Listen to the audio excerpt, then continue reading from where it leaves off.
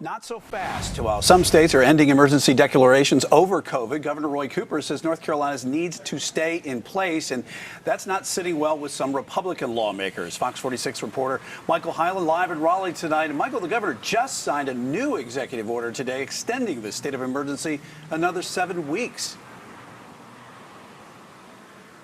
That's right. It keeps in place the requirement that you wear a mask in places like in hospitals and at schools as well.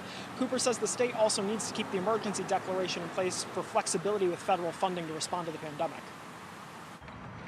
More than 400 days since businesses first closed and our lives changed dramatically, North Carolina is still under a state of emergency. It's an important part of getting this pandemic behind us. With improvements in our COVID-19 metrics and vaccinations widely available, Republicans wrote a letter this week asking Cooper to say how he'll determine the emergency will end. Cooper says the emergency declaration helps the state with waiving regulations, getting vaccines to people faster, and paying for all of that. There are a lot of other streams of federal money that are important in an emergency situation. South Carolina's Republican governor ended their state of emergency this week. We no longer need those emergency powers. Virginia's Democratic governor will do the same at the end of this month. There are certain things that we're working through, and it's a month.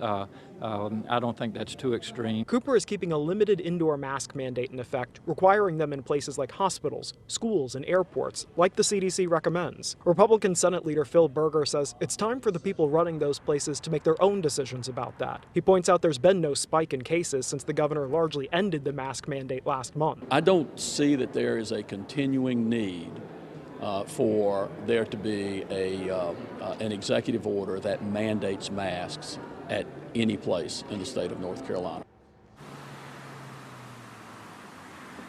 This latest executive order runs until the 30th of July. Cooper pointed out the vaccine lottery he announced yesterday was organized using some of the tools of the emergency declaration. He also did not outline how he will determine when the emergency order is going to end. Live in Raleigh, Michael Hyland, Fox 46.